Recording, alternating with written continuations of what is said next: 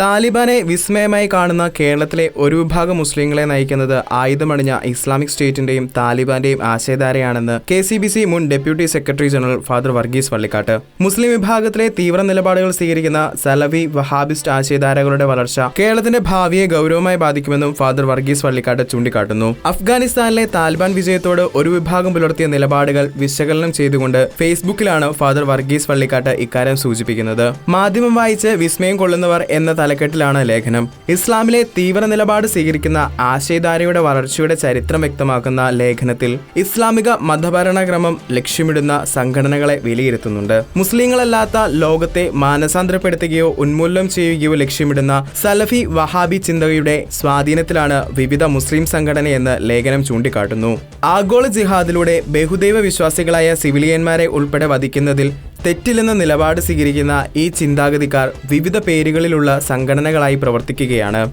മാർഗം വ്യത്യസ്തമാണെങ്കിലും ഇസ്ലാമിക സ്റ്റേറ്റ് അഥവാ ഗാലിഫേറ്റ് എന്ന വിദൂര ലക്ഷ്യം ഇവരെ ഒരുമിപ്പിക്കുന്നുണ്ടെന്നും ലേഖനം വിശദീകരിക്കുന്നു. ഇസ്ലാമിക സ്റ്റേറ്റിനെയും അൽ ഖ്വയ്ദയെയും പോപ്പുലർ ഫ്രണ്ടിനെയും ജമാഅത്തെ ഇസ്ലാമിയെയും SDP-യെയും ജനിപ്പിക്കുന്നതും ആയുധമണിയിക്കുന്നതും ജിഹാദിനായി നിയോഗിക്കുന്നതും ഇസ്ലാമിക ചിന്തയിലെ ഒരേ ആശയധാരയാണ്. തീവ്ര നിലപാടുകൾ സ്വീകരിക്കുന്ന സലഫി വഹാബിസ്റ്റ് ആയുധധാരയുടെ വളർച്ച കേരളത്തിന്റെ ഭാവിയെ ഗൗരവമായി ബാധിക്കും. കേരളത്തിലെ മുസ്ലിം സമുദായത്തിലെ 20% പേർ ഈ ആശയധാരയിൽ ആകൃഷ്ടരാണ്. തീവ്രവാദികൾ ആയുധമില്ലാതെ തന്നെ അപകടകാരികളാണ് എന്നതാണ് വാസ്തവം. തീവ്ര നിലപാടുകളെ മുസ്ലിം സമൂഹം തിരിച്ചറിഞ്ഞു തുടങ്ങിയെന്നത് ശുഭസൂചനയാണ്. അതേസമയം അഫ്ഗാനിസ്ഥാൻ സ്വതന്ത്രമായി ഗാലിഫേറ്റിന് കളമൊരുങ്ങി എന്നിങ്ങനെ വിസ്മയം കൊള്ളുന്നവരെ നയിക്കുന്ന പ്രത്യയശാസ്ത്രവും പദ്ധതികളും ഭരണകൂടങ്ങളും പൊതുസമൂഹവും മനസ്സിലാക്കണം. മുസ്ലിം ഭൂരിപക്ഷം അവരുടെ പരമ്പരാഗത വിശ്വാസികളിൽ ശാന്തരായി ജീവിക്കുമ്പോൾ തീവ്ര ഇസ്ലാമിക പ്രസ്ഥാനങ്ങളെ കണ്ടില്ലെന്ന് നടിക്കുന്നത് കേരളത്തിന്റെ ഭാവിയെ ഗൗരവമായി ബാധിക്കും. ആരും കണ്ണടച്ച് ഇരുട്ടാക്കാൻ ശ്രമിക്കരുതെന്നും അദ്ദേഹത്തിന്റെ ലേഖനം കേരള സമൂഹത്തെ ഓർമ്മിപ്പിക്കുന്നു.